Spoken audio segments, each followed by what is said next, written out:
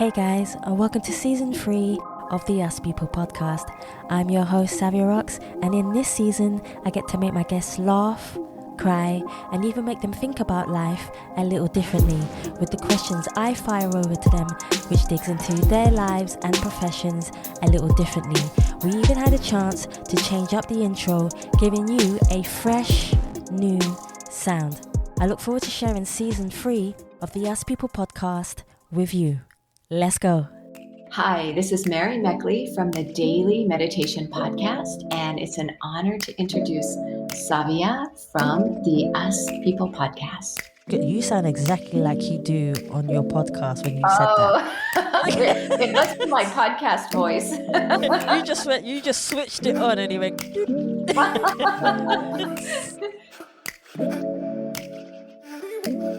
Made up my mind, now is my time to shine. Hey guys, and welcome to another episode of the Yes People podcast. I'm your host, Savia Rocks, and today I am so humbled to have Mary here with me. Mary is the creator, and I'm a big fan, of the Daily Meditation podcast. Mary, I want to thank you so much for taking your time to come on the Yes People podcast. How are you? Hello, Savia. Thank you so much. It's really an honor to be here.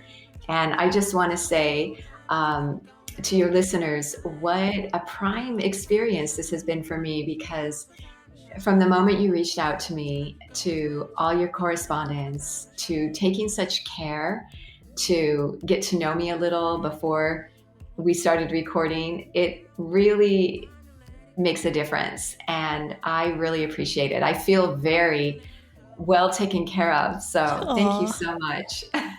I think it's always nice too, because when you're on the computer, and you're on the other side, you never know what to expect from somebody when they're going to interview you. Even if it's live, you never know what to expect. So I always try to say to people, treat people how you would like to be treated, which is very, very important. And as an alchemist, I always like to portray that to people and let them feel that energy when I'm interviewing them. So thank you, Mary. Thank you so much for saying that. It actually makes me shy when someone pays me a compliment. Well, it has been just already such a special experience. So thank you. Thank you, Mary. My first question for you, which I love to ask every single guest who comes on the Ask People podcast, is could you tell me a bit about yourself, but also where you grew up and how that influenced you to be the person who you are today? Yeah, well, I was born and raised primarily on the U.S. West Coast in Washinton State. And I was raised in Spokane, Washington, which is on the eastern side of the state, just an hour from Canada and very close to Idaho, another nearby state. And I grew up in a family. There were 5 children, and my mom and dad always really encouraged conversation and just exposing us to a lot of diversity, cultural, political, social diversity. And so I remember I was always interested in travel and other cultures, other languages because of this. And so the moment that I could, we traveled a little bit around the U.S., not so much, not so many places, but every place that I went had just such a unique atmosphere. And I remember, and you may hear this as well, they say, oh, wherever you go, there you are. That if you think you're going to move somewhere else and things are going to be different, actually they won't be. Well, I have to say that I had the opposite experience, that when I went to new places and especially learned other languages, and I had the chance to live in several different countries, it was like a whole new world. And I even felt like a different person. And even just a language brings out different aspects of people. So I really enjoyed living in Asia, and I had a chance to live in Japan for 5 years. And I felt really more at home there than I did in my, native U.S. country. And I just loved the arts. I studied ikebana, which is Japanese flower arranging, and the Japanese tea ceremony, and which is not really about tea. It's a whole philosophy in and of itself. I studied feng shui and yoga, meditation, and all these arts.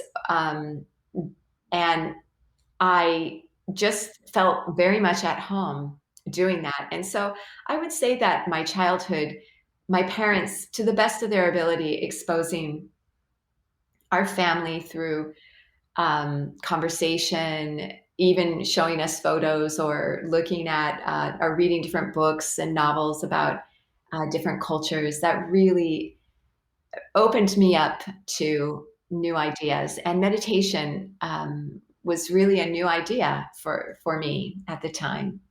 Oh, wow, that's amazing. My next question resonates with my first one. So it's Mary, who do you see when you look in the mirror? But also, what does your reflection say back to you? But on the flip side of that question, has there ever been a time in your life, Mary, where I'm sure we all can relate to this, when you did look in the mirror, you didn't recognize the person staring back at you? That is such an excellent question.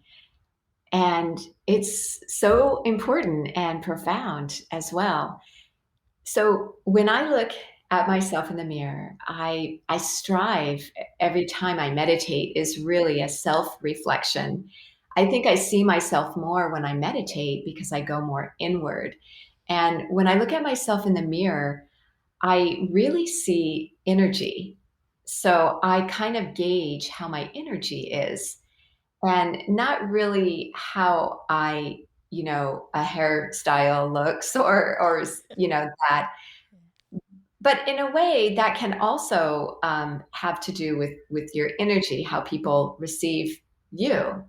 But I notice just the quality of my energy. If I'm uplifted or I'm kind of feeling a little downward, and I will go through down times on a regular basis when I get really caught up in exterior things. When I don't really, even if I'm meditating and doing different rituals that bring me more inward, when I am around, especially these times we're living in, listening to the news, listening to politics, listening to the disruption. I think a lot of the disruption is good and going towards good vibrations. But I think that it's just really hard to know what to believe these days.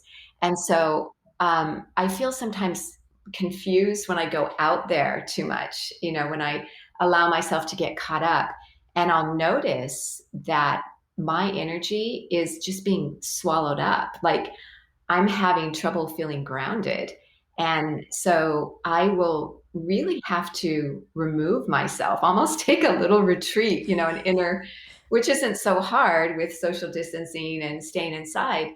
But I really do get off track when I think the energy of outward environments really impact me a lot. Some people are able to just, kind of roll with it, but I really take things to heart. And so I notice that I have to really ground myself a lot, especially during these times. Do you find that's your sensitive side? Because I'm very sensitive towards people, especially with my emotions. So sometimes I have to not necessarily lock myself away, is to guard myself more. Yeah. I have noticed something.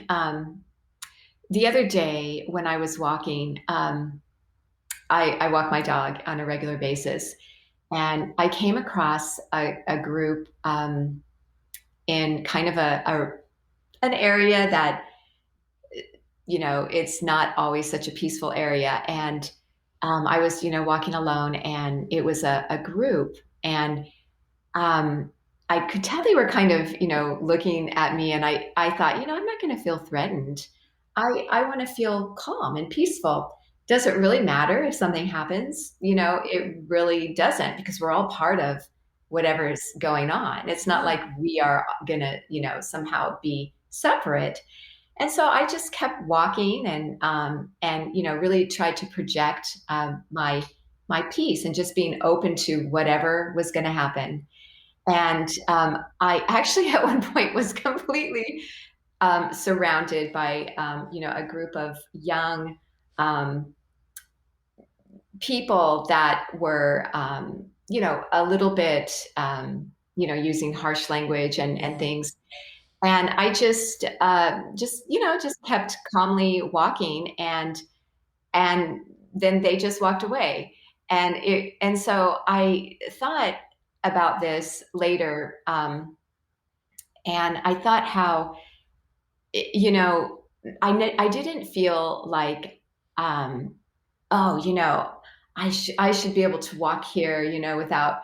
I just thought, there's a lot of disruption going on, and young people don't have anything really to do Yeah, it's true. these days. And so, they will get together sometimes in groups, not only young people, but it's just there's a lot more confrontation these days, and in the U.S. in particular. And so um, I I just thought that, I'm not separate. I'm part of this process too. We all are part of this. We all have to just show up, and whatever is going to happen, but we still have to be who we are, and show our peace, show up the best that we can. And sometimes it doesn't always go well, but I'm glad that everything went well. But um, and I really felt for the young people, especially. I have two sons who are in their 20s, and there's just so much uncertainty and about the future. And so there is just a lot of confusion out there, and it's even more important to stay focused and grounded, and to share our peace. Yeah, definitely. I definitely agree with you. How do you feel about the next generation coming in? Because that's a very important question. Because in London, we have groups and gangs of people where something is constantly happening every day. Yeah. Unfortunately, it can take the turn for the worst, and an innocent person's life can be lost. Mm-hmm.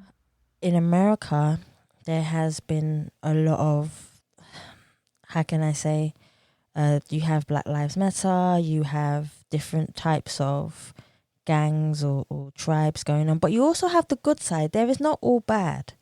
I Mm-hmm. think I think the only thing about the media that bothers me is that they concentrate a lot more on the bad side of things instead of finding a way to unite people by showing them the good things that are happening in the world, which can help the next generation.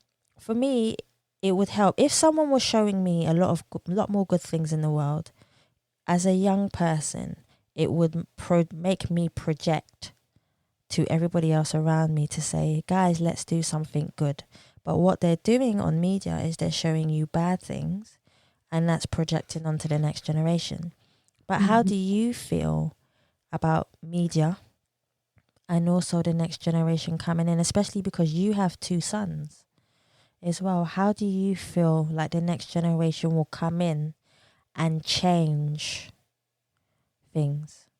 I think we're going to see the biggest change for the best that we've ever seen in probably hundreds of years, because for so long we have been living on automatic, I guess you could call it. And we go through trials and, different things, but there have been so many pockets of stability and security. Well, now everything you say, everything you do, who you are matters. it's not as though it didn't matter before, but in a way it didn't, because there were so many players that kind of, um, you know, dominated things. And so now what we say, what we do, especially the young generation, it matters. And so imagine living with purpose every single day from here on out. And so talk about getting clear. And we see the growing pains of that right now.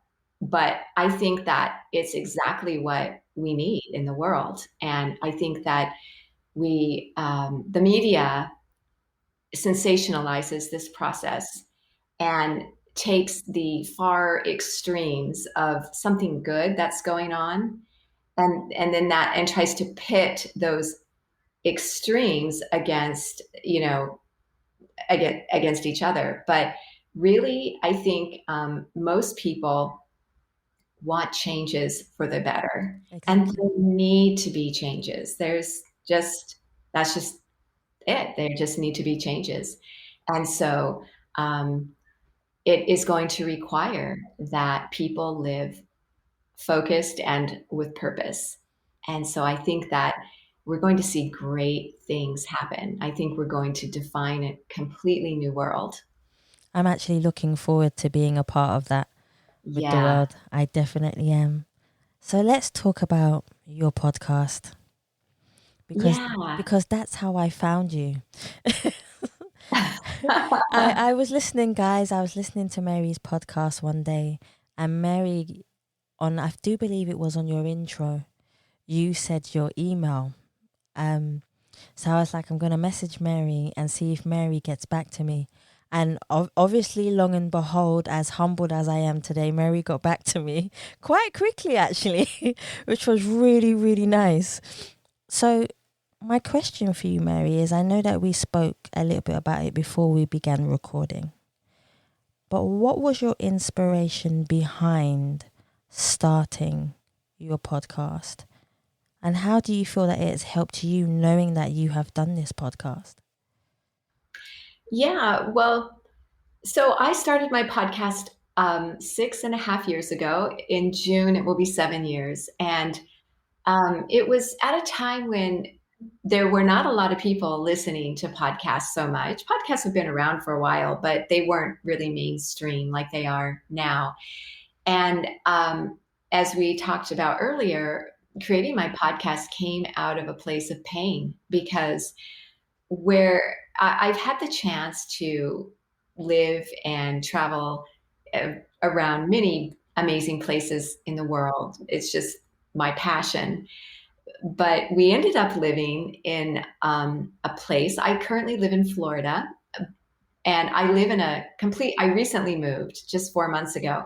But prior to that, I lived in an area where it was pretty,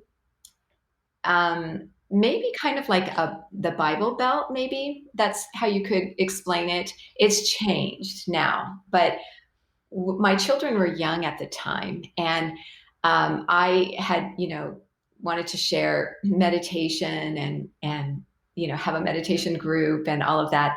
And I remember that there were a few parents of my children's friends. Their parents would not allow them to play with my children because they thought I was involved in a cult. They said that meditation was part of a cult. And so I remember feeling so really just like I was in the Twilight Zone, and that and I was not wanting to judge them because but I just was so surprised because meditation was just such a big part of my life. And so I decided to go online because I just felt like I really want to share meditation. I want to connect with other meditators. So I started a podcast. And I remember it took me a long time to just get the tech part. I did it all by myself. It used to be much more complicated to set up a podcast than it is now. And I just did it. And I didn't, I've never advertised. The podcast has grown organically, and I just showed up. I show up daily. I do a daily meditation podcast, and I every week we have a theme or a focus, and they're about things that well, now they're about things that people often request. They'll request a theme. But prior to having many listeners at all, I would just come up with a theme each week and, customize the meditations around a particular theme. And so that's how I got going. And that's what I do now. How do you teach yourself? Because you're helping so many people, Mary. How do you take time for yourself? Because sometimes we as people, we lose ourselves by helping everyone else. How do you take time for yourself? That's also a good question. I don't think of this as a work. It's really my passion. I've always loved studying different things and taking part in different arts or rituals. And so I just love to share that. And so I can't wait to sit down and start recording a series. Like right now, I've been learning about hygge, which is the Danish art of getting cozy, I guess you could call it that. And, wanting people to feel that way about their meditation ritual, that it's just an extension of who they are. They can just let down their hair, let down their guard, and be themselves when they meditate, not feeling like they have to be so, calm or perfect when they meditate. And so that's just an example. Like I couldn't wait to share what I was learning about hygge on the podcast. So I'm sure that my family and friends are really happy that I have a podcast because bombard them with, things I read and heard about, and they really could care less. So I'm glad that, have some people who are now interested. Oh, that's so cool. But hey, you've reached, like you said to me before, you've reached millions of people. So it's amazing that you've done that, Thank you. and it's really nice to know that you've done it just organically. It hasn't been, you haven't gone out and said, yeah, I'm going to pull it all over social media and everywhere. You've just done it every day, and it's something that you love doing. And I think that's one of the best things that you can do. And you also, I'm also very grateful to you. I'm putting my hands together, guys, because Mary gave me some of the greatest advice, which I will carry with me throughout my podcast life now, which is so cool. But Mary, walk me through a day in your life from when you rise in the morning to when you decide to meditate, to when you decide to record and find your theme for the day, to when you decide to publish your podcast and put it out for everyone. What is Mary's day like? Well, I wake up and I do a reflection. I think about my day. I think about what part of my day might be stressful and what I might be able to do to prepare for that. And since I've been doing this ritual, I find that I'm so much more grounded throughout my day and that my emotions are not, as likely to go extreme. And then I get up and I do on my Instagram stories, I do a journal prompt because there's a lot of people who really enjoy journaling about the week's theme for meditation. So I always leave a daily journal prompt. And so I try to do that with the sunrise. And I usually record the sunrise.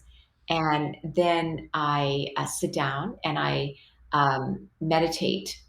And I sometimes exercise, and then I sit down and meditate after that. But I find that it's good to do, meditation, just make it happen whenever you can. But it's really great if you can kind of warm your body up and get your energy out and then sit down and meditate. You can usually meditate better. But I find that it's these days better for me to meditate first, and then I'll exercise or walk in nature. I love to spend time in nature as much as possible. And I will have my breakfast, and then I'm thinking about what I'm recording. I'm doing a little research, and I will record. I'll do a recording. Sometimes I usually record day by day. I know I can batch it, but I find that when I batch it, it's just not as authentic, because I really like my podcast to be as if you're sitting there right next to me and we're meditating. And so usually when I posted the podcast, I've just done it a few hours previous. I like that. And so I really do like it. It's kind of like keeping a journal in a way, doing the podcast. And I also do a longer half-hour guided meditation for I have an app for people who want longer guided meditations. And so I record that as well. I do it daily. And if I have something going on and I know I won't be able to really focus and record, then I'll batch. Well, I'll do a few days in a row. But usually I do it, and then I go about my day. Usually I have things that I need to do for my family, or I love to research things and read, and um, I'll go out around our area. We live in a new area, so I'll explore that. One thing I love to do is I try to watch the sunset every single night. So I hurry up and do what I stop whatever I'm doing, and 15 minutes before sundown, I ride my bike, or I go to kind of across the street from where I live is the Gulf of Mexico. And I watch the sun go down, and I sit on the beach. And my favorite time is after sunset, because people, as soon as the sun is set, they're gone. They leave. Sometimes people linger, but it's usually I'm there, and so I'll meditate and I just relax. I listen to the waves, and sometimes there are ships or boats out in the water, and um, I don't like to stay, or I don't like any blue light, so I don't check emails. I often record the sun setting on my Instagram stories, but after that, I don't want the blue light, because my sleep is so important. Sleep is so important for us, especially these days. There's a lot of stress, and so it's really important to take care of ourselves. But that is pretty much a regular day. I have different things that I do every day, but that's the consistent thread throughout my day. You talk in your podcast, you talk about some of the greatest people in the world. You talk about Gandhi, you talk about Mother Teresa. There's so many people that you even taught me that I didn't even realize where Mother Teresa was from until I heard it on your podcast. And then I was like, oh my gosh, I'm from the same place, which resonated with me because she is Indian and my family's from Calcutta. And I realized that we're actually from the same place. So I learned so much from that. I know that you say you get a lot of your themes from emails and people request them. This might be a very hard question to answer, but who is, or what is, one of the best themes that you have ever done on your podcast, if you were only allowed to choose one? Oh, wow. I've done hundreds of things. I have recorded over 2,300 meditations now. Yeah. So I think that there might be a couple. Yeah, let's see. One of my favorite themes that people enjoyed so much was actually about the Japanese tea ceremony. So I took people through the different qualities of the Japanese tea ceremony, and people really enjoyed that. along with that, it's related. I did virtues, the seven virtues. That was because I think people could really grasp onto and relate to qualities we're all trying to develop within ourselves. And sometimes when we focus so much on stress reduction, it's almost better to focus on something positive to pull yourself out rather than to focus on, the stress. Yeah. Other series that are related as well is a series about the Stoics. Yes. The Stoics. Those are also, I've done a couple series like that, and those are really popular as well. So anything to do with values. Oh wow. See, I have to catch up. I Oh, definitely yeah. I definitely have to catch up. There was one theme which triggered in me quite a lot of emotions. And I believe that it also triggered in yourself quite a lot of emotions. And that was the theme about healing relationships, which I feel that everybody can relate to. The question that I want to ask is, have you ever been in a difficult relationship? How did you deal with it? But how did you teach yourself about unconditional love, which I find very important, but also compassion to heal the relationship that you was in? Yes. So I have been in many difficult relationships. I still have some relationships that are just difficult.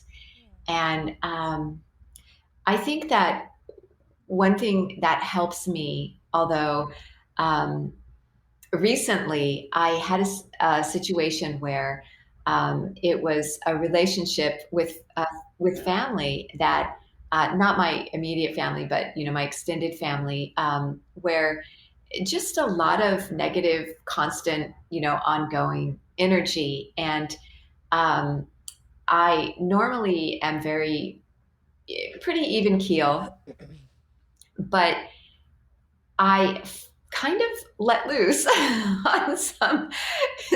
I I don't just blame you. really, I just, it had to be said. And sometimes that's necessary. So sometimes people think, oh, you meditate or you teach meditation, you must never lose your temper. Well, that's not true.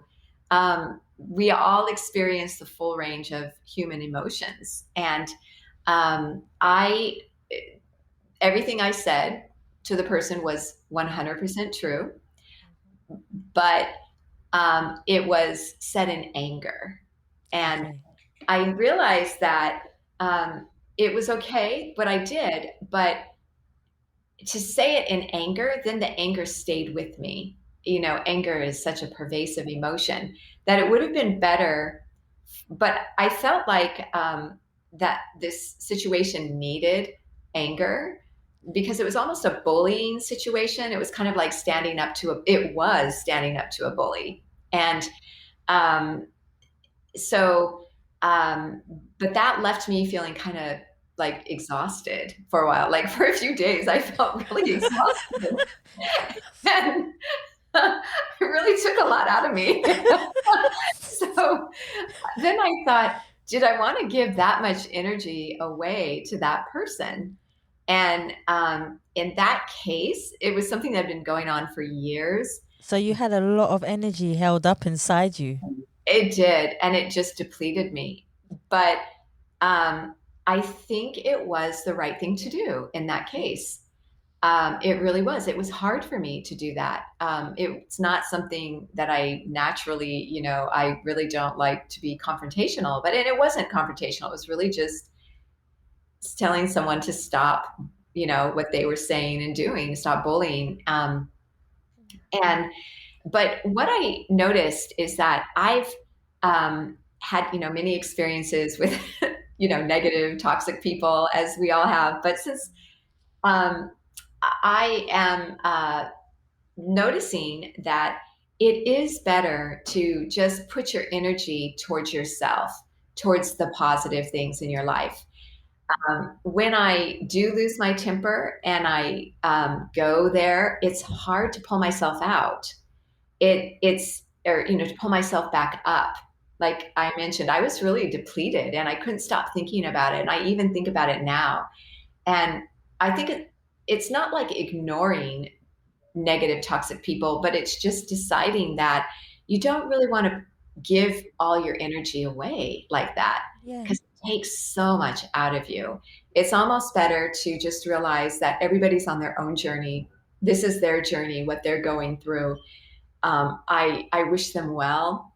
I send them compassion and love, and but I really have to focus on my own journey instead of getting pulled into their drama. So, How is it for you? Because I know that with myself, I've had one also, but I find that sometimes people become, I've been taught to call it vampires, where oh, they energy suck vampires, yeah. energy vampires. So they suck your energy, they walk away feeling energized, and Mhm. you feel depleted, like you said. I want to give some advice to a lot of listeners because a lot of listeners have asked me, how do you deal with people who take your energy away? Mhm. What advice would you give them? I think that it takes a lot of energy to stay focused, but it takes more energy to give it away. And Yeah. so if that's one of the main reasons why I visualize my day in advance, because when you're kind of pounced upon by these energy vampires, you just you're not really prepared. It's better to think of an emergency. I consider them to be an emergency in your life.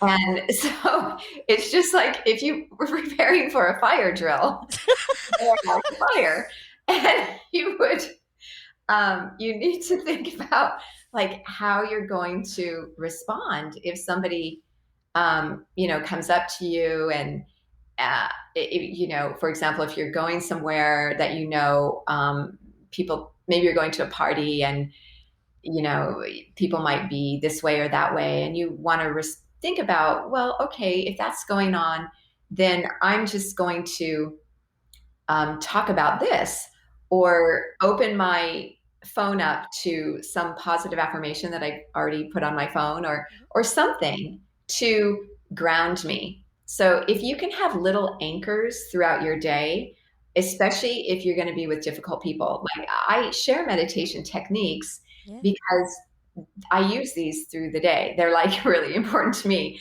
So when I am with somebody really toxic or an energy vampire, I will do a mudra. And I'm just doing the mudra because that helps me to focus and remember, okay, I want to keep my energy within and rising up.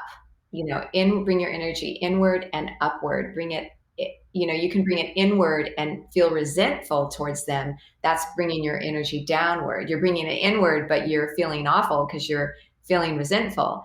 If you can bring your energy inward and upward to something positive, it's not as though you'll change that person by any means, but what you're doing is you're allowing that person to be in the space they're in and on their journey, but you are allowing yourself to continue on your own journey.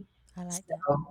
So that's important. So the more little anchors that you can think of throughout your day, try to visualize how you want to look, how you want your facial expression to be when you're with an energy vampire, how you want to stand, um, where you want to be. Just all these little things occupy your mind so that you're not feeling disempowered or triggered, that you're doing something constructive.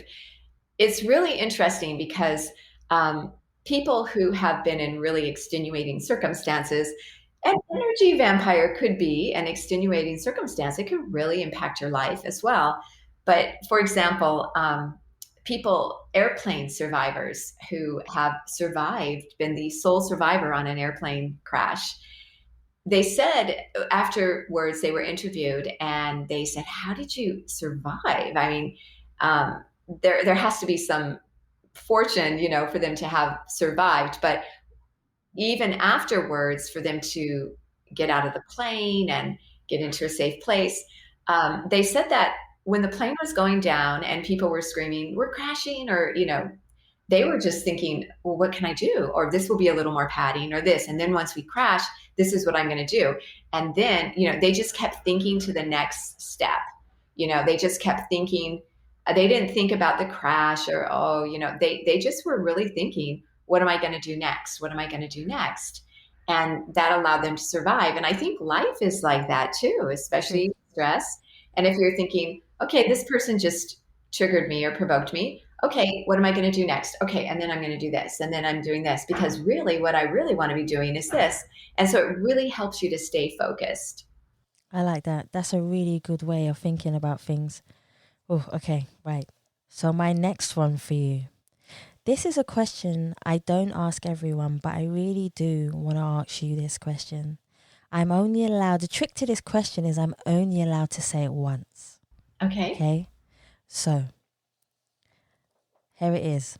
It's power, perception, culture, struggle, judgment, class, privilege, diversity, love, pride, authority, ego, race, bravery, music, adventure, unconditional love, hate, honesty, passion, and honor.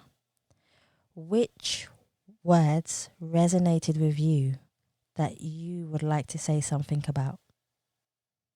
Well, I think they're all interrelated. I think that there's really not one word that cannot coexist with the other word. So I think that one thing that you said, and this is what I think is so important that we all need to do more of these days, is honor. Because if you honor, then that takes care of so much. And you can honor people in a small way. You can honor people with a smile. When we walk past somebody on the street, it takes just a few seconds for their nonverbal communication, even if they don't think they're doing anything, to register within us whether or not they are in a good mood or a bad mood or there's something going on. We are so adept at doing this.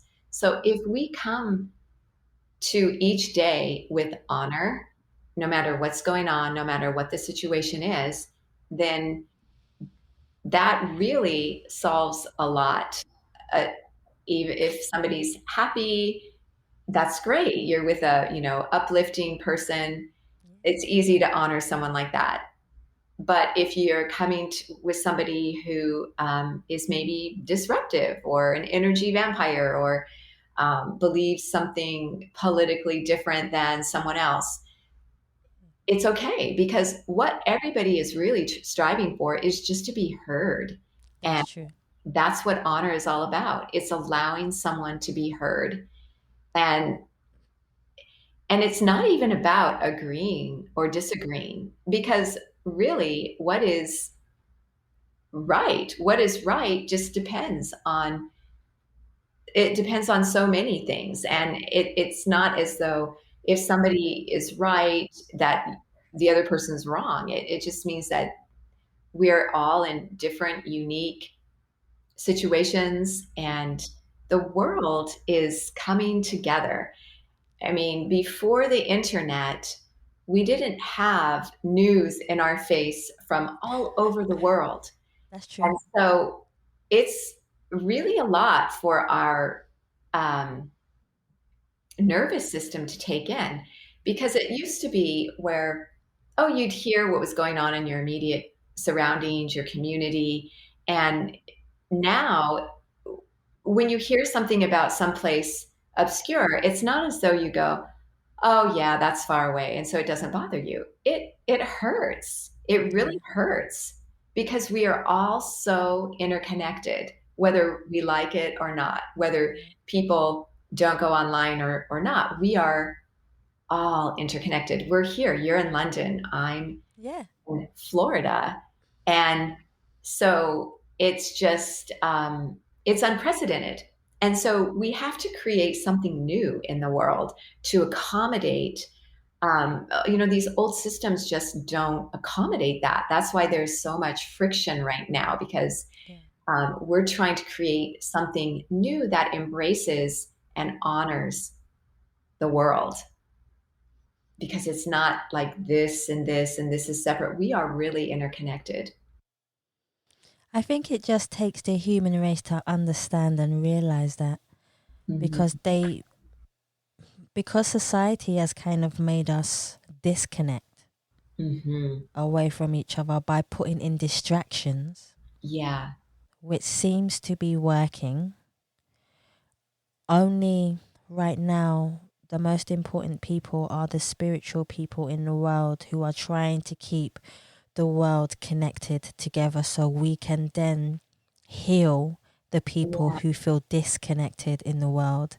And hopefully, and I mean this with unconditional love, if we are able to heal those people who feel disconnected and unloved or unwanted, once we bring them to a level of inner peace Mhm. and love, maybe they will be able to help the rest of the world like we are trying to do as well, if that makes sense. It's true. And what you said about the news, sensationalizing and trying to create, depends on, but at least what I'm seeing in the US, our news sources are so untrustworthy. You can't really Yeah, trust them.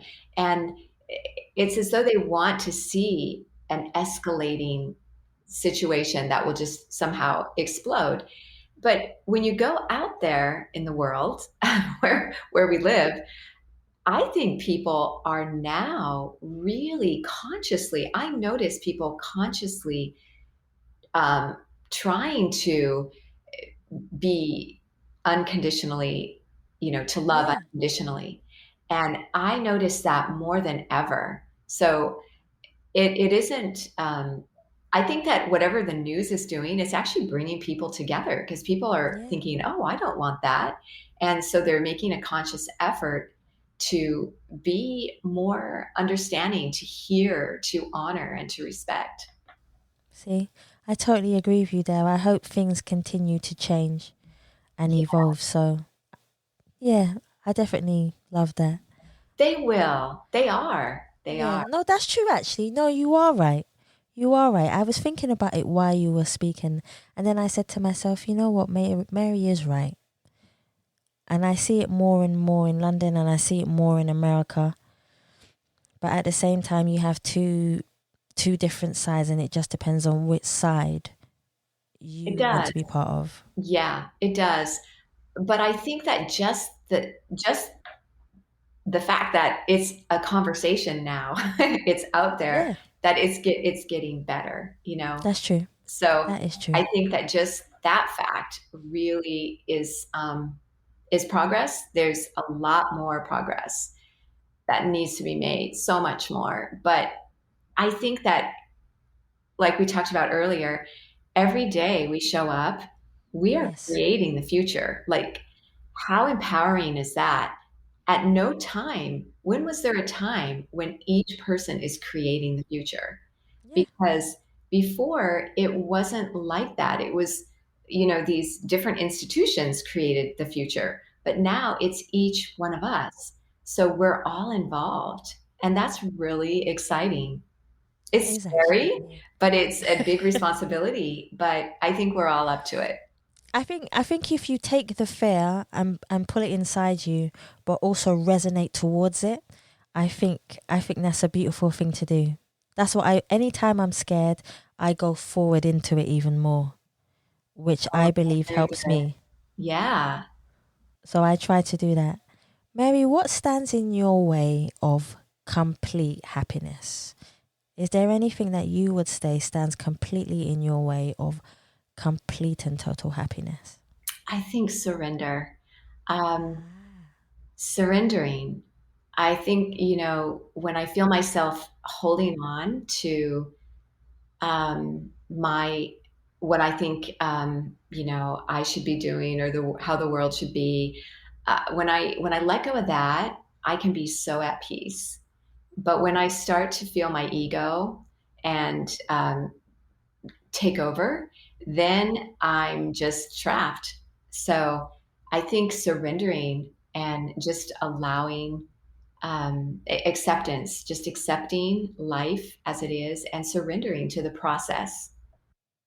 What is the best advice somebody has ever given you that you have now taken throughout your life every day? Wow, that's such a great question. Well, I've really been fortunate to have some great role models in my life, mostly from Japan. And Yes. I really became involved in a lot of arts there. And something that my Ikebana teacher, Nagashima Sensei, she's an elderly woman who um, lost her husband, and she had just lost one of her sons. And do you remember when the big earthquake happened, the earthquake, Yes. tsunami, nuclear, the triple disaster Yes. in Japan in 2011?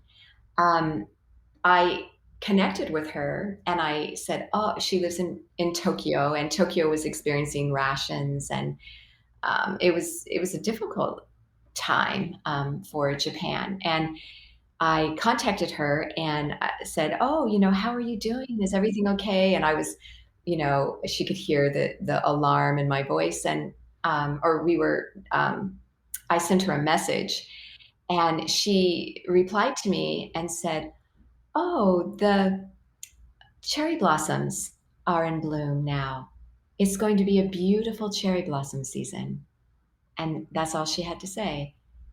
And I realized that whatever happens to you, or to the world, that that taught me a profound lesson, because we still we still show up and we still look for the good, and the good will Yes. be there. Yes. I And like that. so that was a big lesson for me. Do you have any regrets in your life, Mary? Yes, I really regret not keeping in better touch with people. I've lived a lot of different places, and um, I just didn't keep um, in the best touch. I wish that I would have continued to keep in touch, because, when you move somewhere, you meet new people, but people are not, you know, you can't replace people. Every Yeah, person it's really true. touches you. And I remember getting really busy and caught up in my own life and not returning calls, and not continuing with beautiful friendships. And I realize now that that was um, a big loss for me, a big loss in my life, to not continue to have the sparks of, influence and positivity from those people in my life. So, Wow. Oh. Was there ever a point in your life where a situation occurred that made you reevaluate your life, but also change the way you interact with people? yes. So I went through a really traumatic situation, actually a few years ago, and it was a really, really difficult situation that I just didn't know if I would survive.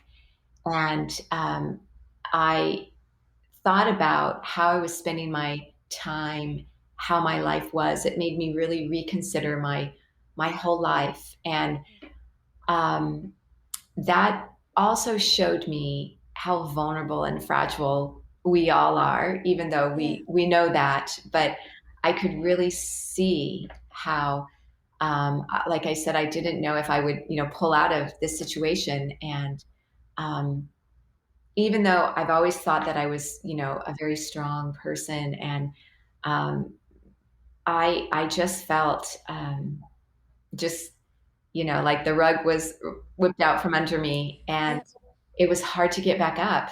And um, that. really made me realize also how important it is to slow down. And um, I say that at the end of every podcast episode. Yeah, you do. You are Yeah. so worth slowing down for. And there's a reason, because when you slow down, you allow yourself to have a better perspective, not only on your own life, but what people around you are going through as well. Yeah. And another thing is that I think it's so important to love your neighbor, whoever Yes. those people are. But it's so important for us to um, just love those people around us, even if we don't really see them much, or we think, oh, they're this way or that way. It's so important for us to love our neighbors. And I think if we do that, then that it helps us to, it's easy to go out into the world and to find your tribe or your group, and this is everybody, we're all the same, we're all doing this. And it's not hard to be with people like that, but it's harder to be with someone you have to be next to. That includes your family as well sometimes. And just to love them, however they are, whatever they're going through. Um, if they're being annoying, or they might be great, but you don't know. And um, I've lived next to some people who are really difficult. And I like the fact that you put that so politely. and I just remember that I felt like it was really important to make the effort to treat them well, to treat them really well, even if they weren't treating me well, to think we live right next to each other. When we're asleep, there's not like that much space, between us. Yeah. We share the same sunrise, the same, we look out at the same view. We need to, you know, we really need to honor each other. Yeah. That's perfect. That's a perfect way to put it.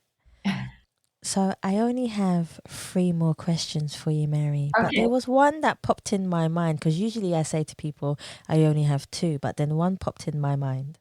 Okay. So, which is quite a nice one. You've traveled to so many places, but I would love to know, is there one particular place, it could be an island or country, anywhere in the world, that you haven't been to where you would like to go to and have a retreat for meditation? Where would it be? Mm. Oh, let's see. Someplace that I have not been to that I would love to go and have a retreat. Um, I think it would be nice to go someplace where there's an ancient culture that's still alive and vibrant, um, maybe on an island, or um, maybe in South America somewhere, that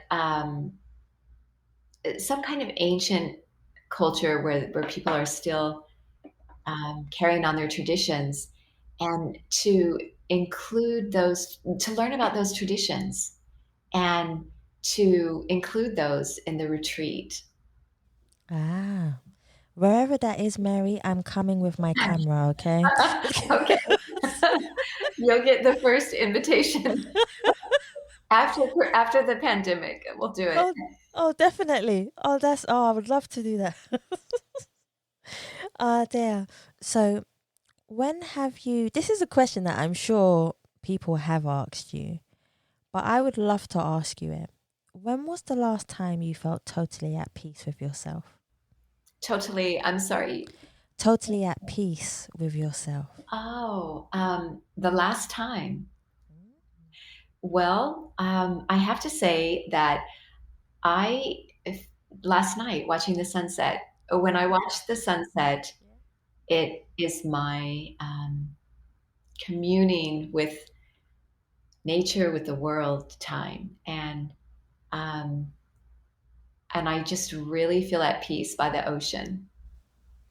I love that. I love that. I need to buy my own island. I'm trying to save to buy my own island, Mary.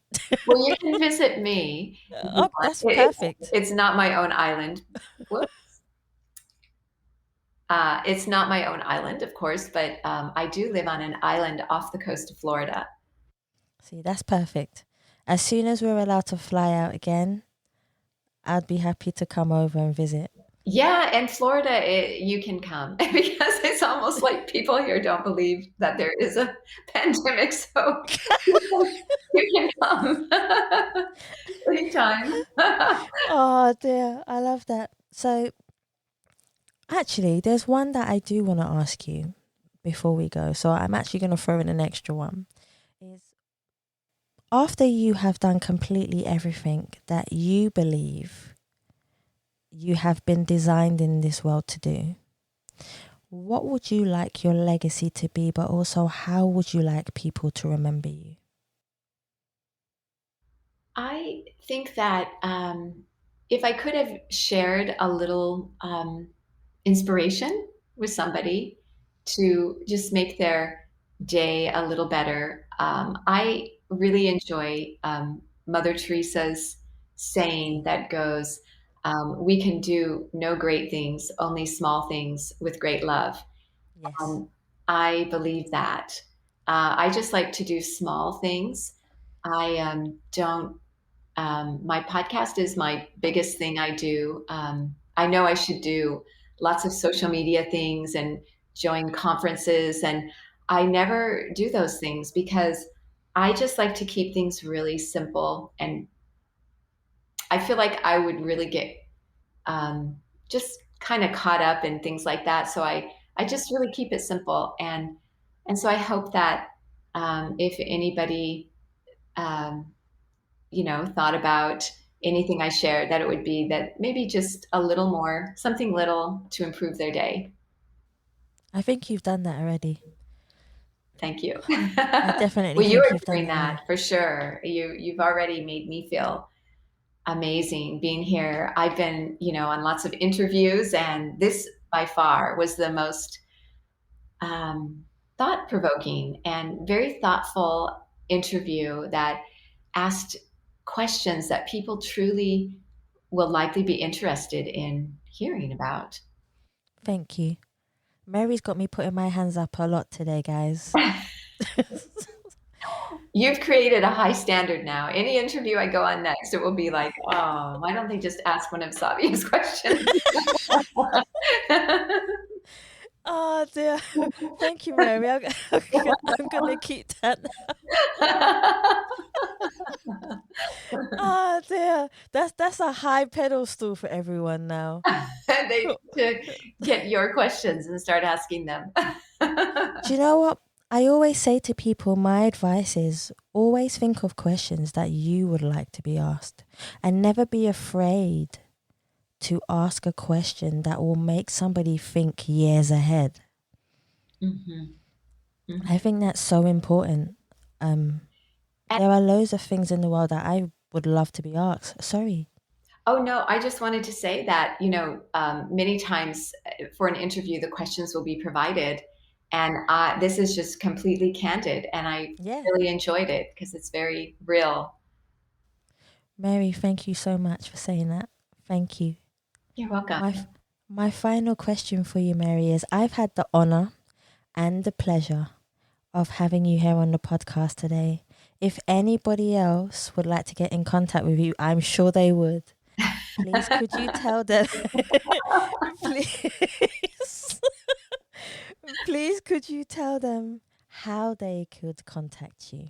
Yes. And I really have to say that I really talked, when people contact me, they must be surprised by how much I write back and are like, oh, maybe I shouldn't have reached out to her.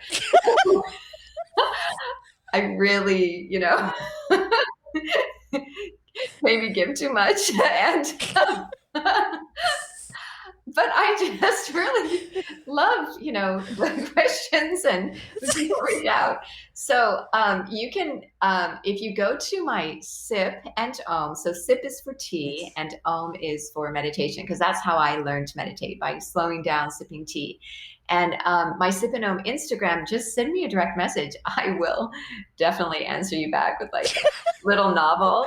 And maybe I'll make a book out of the little novels of all the You should. correspondence. I would buy it. Yeah, I don't know.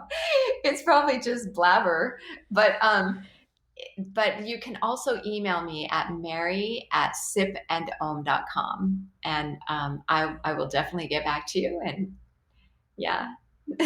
Guys, you also need to check out Mary's website and download her app, okay? Thank you. So easy to do. So definitely, guys, go and listen to Mary's podcast, download her app. Try not to bombard her too much with your emails, because she is so kind and compassionate that she will get back to you and write you a beautiful email like she did to me. You did. I think it was like 12 o'clock at night here. And I said, okay, I need to message Mary. So I messaged you and you got back to me straight away. And I was like, oh, okay, this is cool. This is cool. So, Mary, I want to take the time now to say thank you so much for your unconditional love, your kindness, for your laughter and your guidance on the podcast. It's been an absolute pleasure. Thank you so much. Thank you, Savia. It's really been an honor to be on this podcast. I'm looking forward to hearing more about you and what you do, and thank you. It's truly an honor. Thank you, guys. Thank you so much for listening to the Us People podcast. And please remember, you can subscribe on Spotify, iTunes, Google Play, and any other platform that you prefer listening to. Please also follow us on Facebook, Instagram, and Twitter. And you can also donate to the Us People podcast by simply going to the Savvy Rocks website or just typing in paypal.me/Us People podcast. Guys, thank you so much for listening. Stay happy, stay positive, and as always, please continue to be kind to one another. Time to let it go. Now's my time. Now's my time. Time to let it go. Now's my time. Now's my time. Time to let it go. Now is the time for me to focus. Stop all that playing hocus pocus. Stop doing it yourself. You need a little help. This time I want to see you shining. I think you need a little guidance. Thank you. That was a lot of fun. I appreciate it. Amazing questions, the most stunning questions.